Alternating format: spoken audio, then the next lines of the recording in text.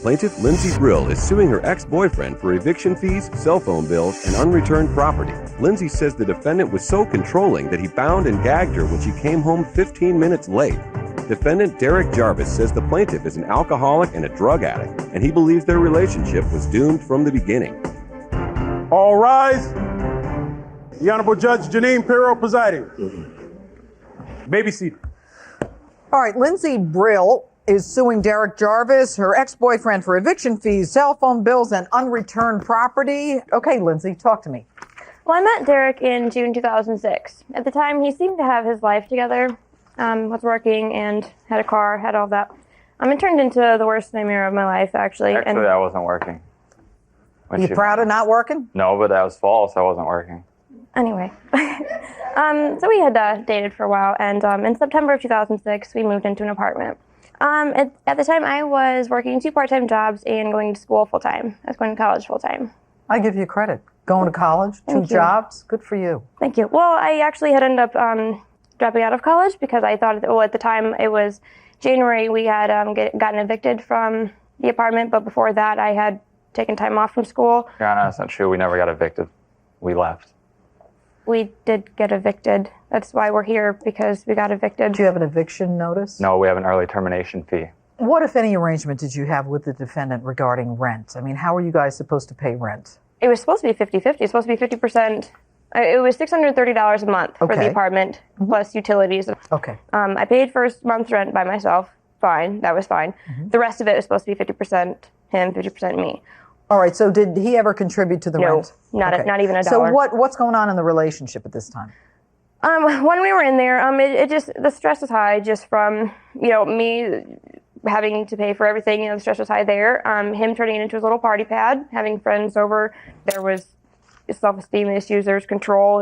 He had to humiliate me in front of his friends. He had to verbal abuse started. Then it turned into physical abuse. And what kind of physical abuse? There was one incident there. This was after we had moved out of the apartment. There was a night at his mom's house when we were living with his mom. So then you went to live with him and his mom? Yeah. There was a night we'd gone out with his mom on the 4th of July. We got home that night and we were getting ready to go to bed. I was really hungry, just wanted something to eat. And I told him, I'm going to go down and grab something to eat. I'll be right back. No, you're not. You're not going to get anything to eat.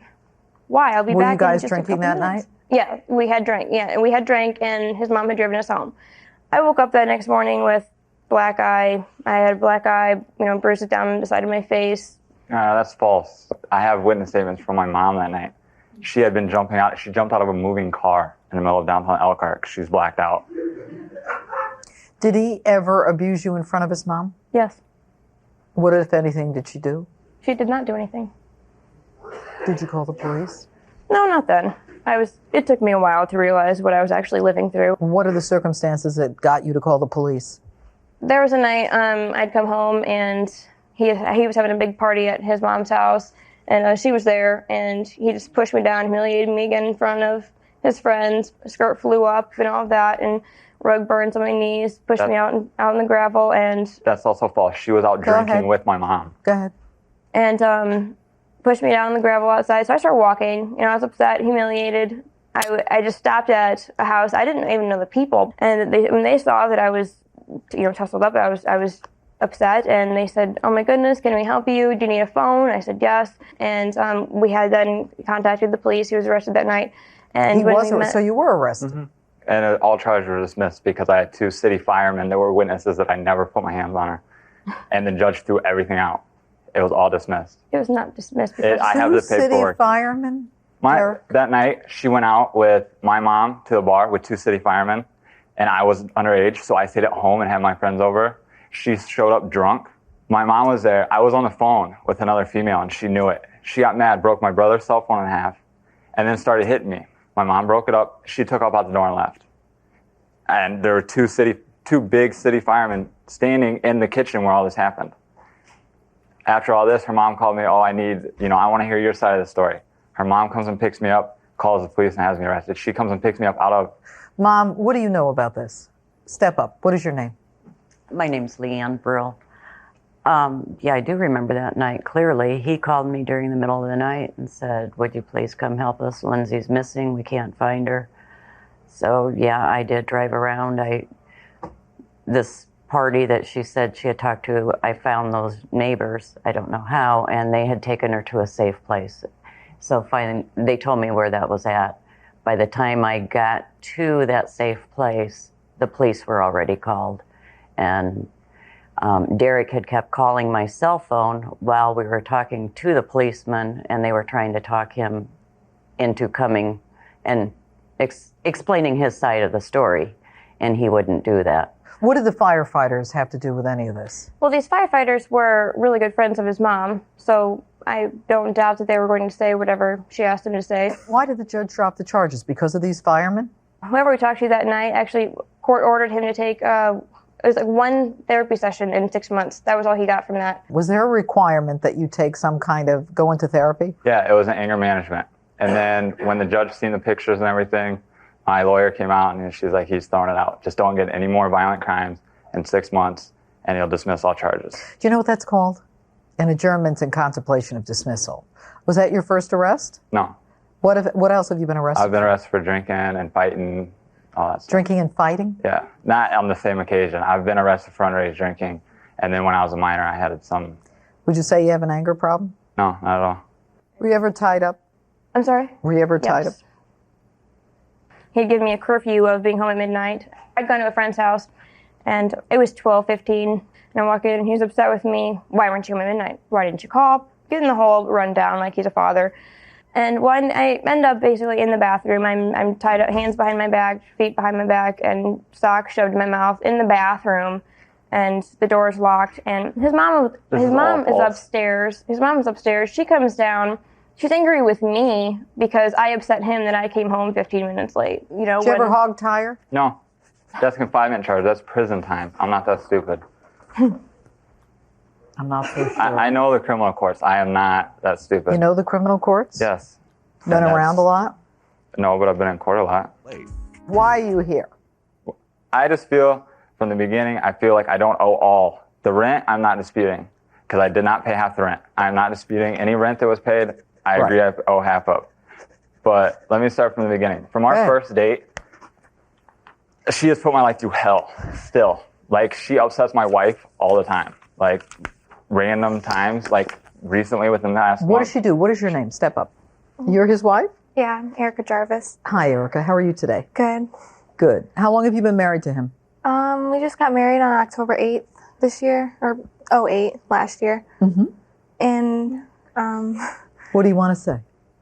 well, I know Derek used to have a drinking problem, and I knew that when we got together. Mm-hmm. And since we got together, together in 07, November of 07. Mm-hmm. And he had a little problem at the beginning, like calming down with his drinking, but now we're to the point that he doesn't drink anymore. Okay. So when you did meet him, he did have some issues. Some issues, yes. Some when I first anger met him. issues and drinking issues. He never really had anger issues with me. We've never really had a problem with fighting. I guess we don't really argue that much. Has he ever put his hands on you? No. You sure? Yes. Sit down. Go ahead, Derek. Well, from the beginning, our first date, I had told her that when I was younger, I had drug problems. Younger. I'm talking Drug problems. 15. And I told her I couldn't be around it because I already knew that, I was an alcoholic. I couldn't be around drugs like that. Our first date, she ended up sneaking away and going and snorting cocaine in the bathroom with one of her friends. It was her friend's house after dinner on our first date. You snort coke? No, I don't recall. I don't remember that at all. Okay. Her parents kicked her out of her house, and she had nowhere to go. And at the time, I still had good credit, so I offered to co-sign for an apartment for her. I told her I had no money, and she knew I didn't have a job, but she needed a place to go, so I co-signed for the apartment. And just as much as it was a party house, I won't dispute that. That's all we did. It was not a home. It was not somewhere that, we relaxed. It was drinking all the time. I know I have my flaws, and I used to drink a lot, but she used to drink just as much, if not more, as I did. But she's not accused of beating you. Do you have any kind of agreement other than the agreement for the rent? Well, the cell phone bills, they were in my name because of his credit. Like, he had credit cards before that he'd had so much debt with credit cards. He had bad credit, so I had to sign for the phone bills. So they were in my name, but I don't know if you want to really look at all this, but No, all I of this don't. was, I didn't think so. So all of this was, I mean, all of that right there is, I mean, you can see that there were 2 lines on both of those. What you did was you got a phone, you let him use it, you don't have an agreement that he was going to pay. No. Oh, I thought you meant a written agreement. No, there was an agreement. The Verizon, I had. Did you agree to pay for No, half I the had phone? my own phone. She used to make fun of me because my phone was old.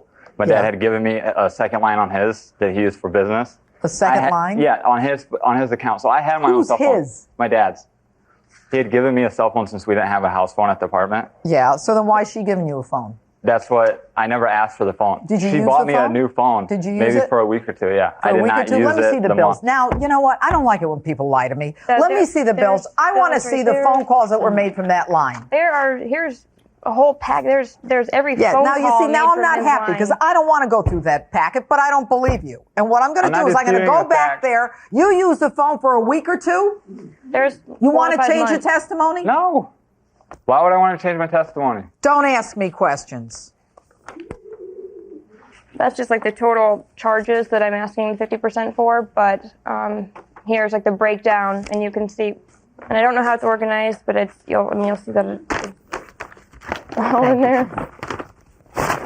I have the phone bill right here, $476. So you admit for to both lines. 476? Half. And that was just 1 month.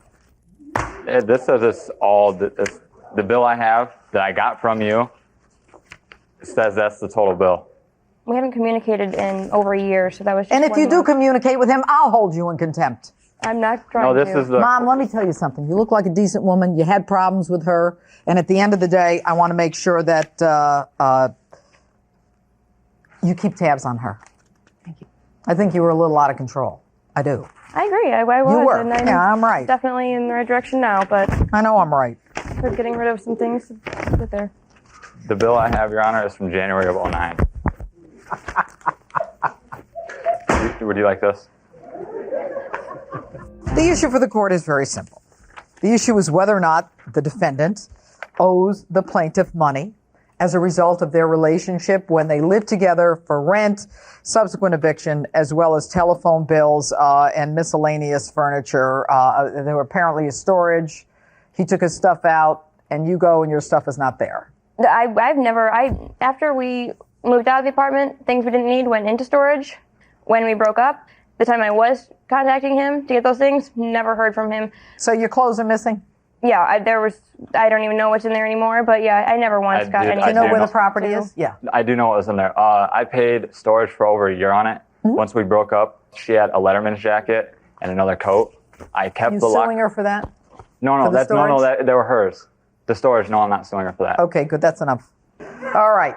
There is no question that the defendant owes rent to the plaintiff and the spin-off eviction fees, at least half of it. So as far as this court is concerned, I am going to order that the defendant pay $1,543 for the rent, which he apparently has agreed to pay 50% of, and any eviction that spills off of that, you're accountable for as well.